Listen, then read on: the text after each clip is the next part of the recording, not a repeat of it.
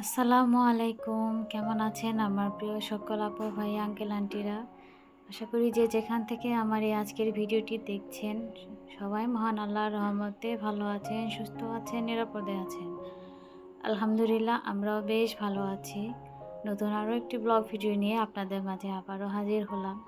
আশা করি আজকের এই ভিডিওটি আপনাদের কাছে বেশ ভালো লাগবে।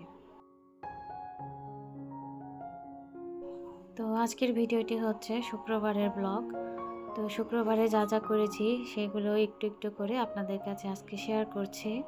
তো প্রতিদিনের মতো এই তো আবারও বারান্দা বাগানে চলে এসেছি। তো গাছগাছালিগুলো একটু দেখলাম আর যে গাছের পানি প্রয়োজন ছিল সেই গাছগুলোতে পানি দিয়ে দিলাম।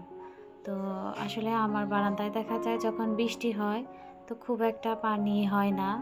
তো সাথে যদি ঝোড়ো বাতাস থাকে তাহলে গাছগুলো একটু পানি পায়, তাছাড়া কিন্তু পানি পায় না। তো যাই হোক, বেলকনির কাজগুলো শেষ করে এই তো চলে এসেছি এখন রান্নাঘরে। তো আজকে সকালের নাস্তা বানিয়েছি রুটি এবং গতকাল রাতে আর কি গরুর মাংস রান্না করে রেখেছিলাম আজকের সুবিধার্থে। তো সেই গরুর মাংস দিয়ে আজকে রুটি খাওয়া হবে। তো বড় মেয়ে এসে বলল যে সে পরোটা খাবে। তো আমি বললাম যে পরোটা কি দিয়ে দিব? তো ও বলল যে ঘি দিয়ে ভেজে দাও। তো আমি যে রুটিগুলো বানিয়েছিলাম সেই রুটিগুলোকে আর কি একটু ঘি দিয়ে ভেজে দিচ্ছি। তো আমার বড় মেয়ে পরোটা খুবই পছন্দ করে, আর বিশেষ করে ও ঘি দিয়ে ভেজে দিলে আরও বেশি পছন্দ করে। তো আজকের ওর পছন্দের খাবারটাই বানিয়ে দিচ্ছি।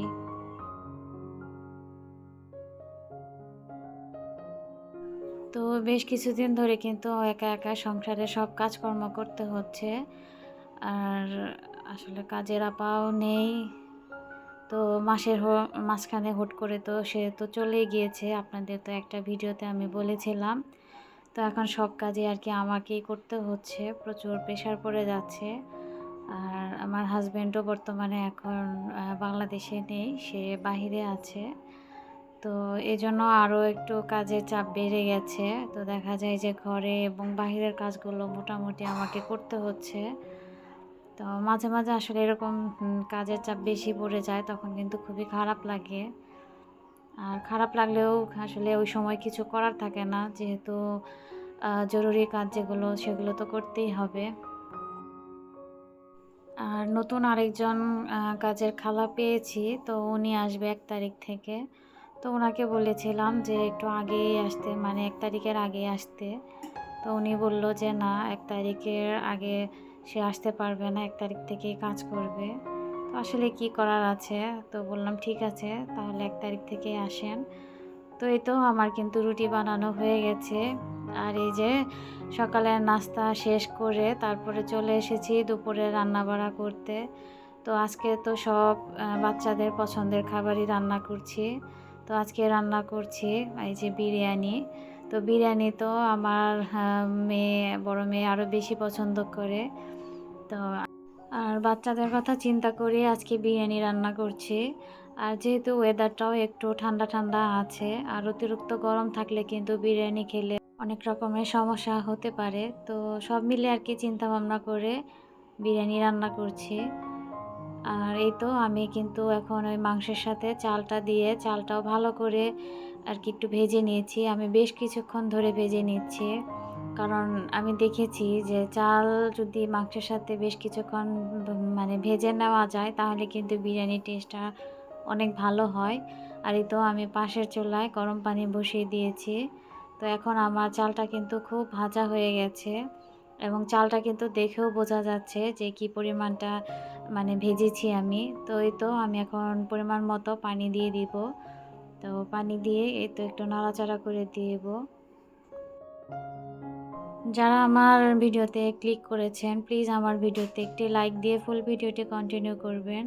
ইদানিং ভিউজের অবস্থা খুবই খারাপ। আমি কিন্তু প্রতিনিয়ত একদিন পর পর ভিডিও দেওয়ার চেষ্টা করি এবং দিচ্ছিও, কিন্তু সে তুলনায় আমার কিন্তু একদমই ভিউজ হচ্ছে না। আসলে মনটাই নষ্ট হয়ে যায়। তো প্রতি ভিডিওতেই দেখা যায় কম আর বেশি আর কি বলি। তো যাই হোক, আর যারা আমার চ্যানেলে আজকে নতুন এসেছেন, আমার ভিডিওর কোনো অংশ যদি আপনার কাছে একটু ভালো লেগে যায় প্লিজ আমার চ্যানেলটিকে সাবস্ক্রাইব করে আমার পাশে থেকে যেতে পারেন। আর চ্যানেলটি সাবস্ক্রাইব করে পাশে থাকা বেল বাটনটি অন করে দিবেন। এতে করে আমি যখন কোনো নতুন ভিডিও দিব আপনার কাছে নোটিফিকেশন চলে যাবে আর আপনি আপনার সময় মতো দেখে নিতে পারবেন। আর যে সকল আপু ভাইয়ারা অলরেডি এই কাজটি করে আমার পাশে আছেন, আমাকে প্রতিনিয়ত সাপোর্ট দিচ্ছেন, আমাকে সুন্দর সুন্দর কমেন্ট করছেন, তাদেরকে অসংখ্য ধন্যবাদ এবং মন থেকে অনেক দোয়া। আর এই তো আমার বিরিয়ানির পানিটা কিন্তু অনেকটাই টেনে এসেছে। আর এই যে আমি এখন একটু মিক্স করে এখন আর কি দমে রেখে দেব। দেখা যাবে যে বিরিয়ানিটার দমে রেখে দিলেই একদম চালটা কিন্তু খুব ভালোভাবে ফুটে উঠবে। তো আমি তো বিরিয়ানি রান্না করছি, এদিকে পেছন থেকে এসে বারবার কিন্তু আমার মেয়ে শুধু এসে দেখছে যে কোন পর্যন্ত হয়েছে। তো আমার বাচ্চারা কিন্তু বাসার রান্না মানে বাসায় বিরিয়ানি বলেন, তারপরে ফাস্ট ফুডের যে আইটেমগুলো যদি বাসায় রান্না করা হয় ওরা বেশি মজা করে খায় এবং বেশি আনন্দ পায়। আর আমার বাচ্চারা বাহিরের এই সমস্ত খাবারের মানে পছন্দ করে কিন্তু অতটা না। ওরা সবসময় চায় যে এগুলো যাতে আমি বাসায় রান্না করে দিই। তার সবসময় তো আসলে রান্না করা সম্ভব হয় না। তো অফ ক্যামেরায় কিন্তু আমাদের গোসল, নামাজ, খাওয়া-দাওয়া সবই হয়ে গেছে। চলে এসেছি একদম বিকেলের দিকে। তো এই যে বিকেলের মানে একটু পরেই সন্ধ্যা হয়ে যাবে। তো মেয়েরা ড্রয়িং করছে। তো এটা হচ্ছে ছোট বাচ্চাটা দেখি ড্রয়িং করছে। তো আমি একটু ভিডিও করার চেষ্টা করলাম।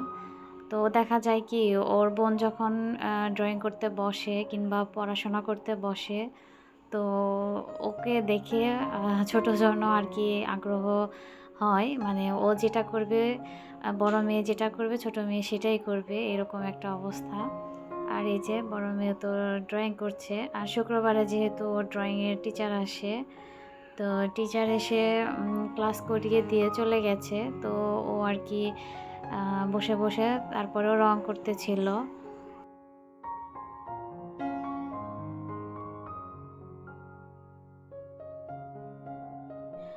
আর এগুলো হচ্ছে সেই শালু, যে শালুগুলো বাড়ির থেকে আমার আব্বু নিয়ে এসেছিল। তো শালুগুলোকে কিন্তু আমি এই যে এইভাবে পানির মধ্যে ডুবিয়ে রেখেছিলাম। কারণ এগুলো যেহেতু পানির জিনিস, তো এভাবে পানির মধ্যে ডুবিয়ে না রাখলে শালুগুলো নষ্ট হয়ে যায়। আর এগুলো তো আসলে ফ্রিজে রেখে খাওয়াও সম্ভব না। এগুলোকে রাখার নিয়মই হচ্ছে এভাবে পানি দিয়ে রাখা। আর পানিটা প্রতিদিনই চেঞ্জ করতে হয়।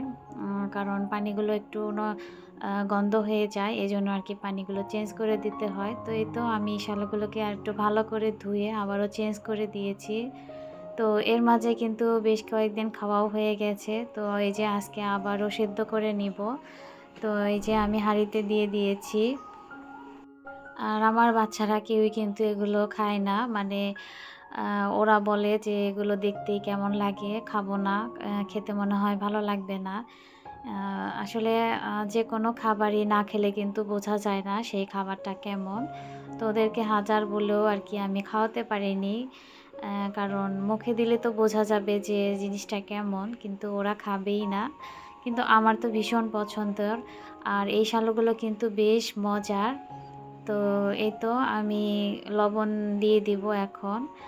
আর অনেকে হয়তো খেয়েছেন, আবার অনেকে হয়তো খাননি। তো যারা কখনো খাননি তারা একবার হলেও ট্রাই করে দেখবেন, কারণ দেশীয় জিনিস কিন্তু সবই খাওয়া উচিত।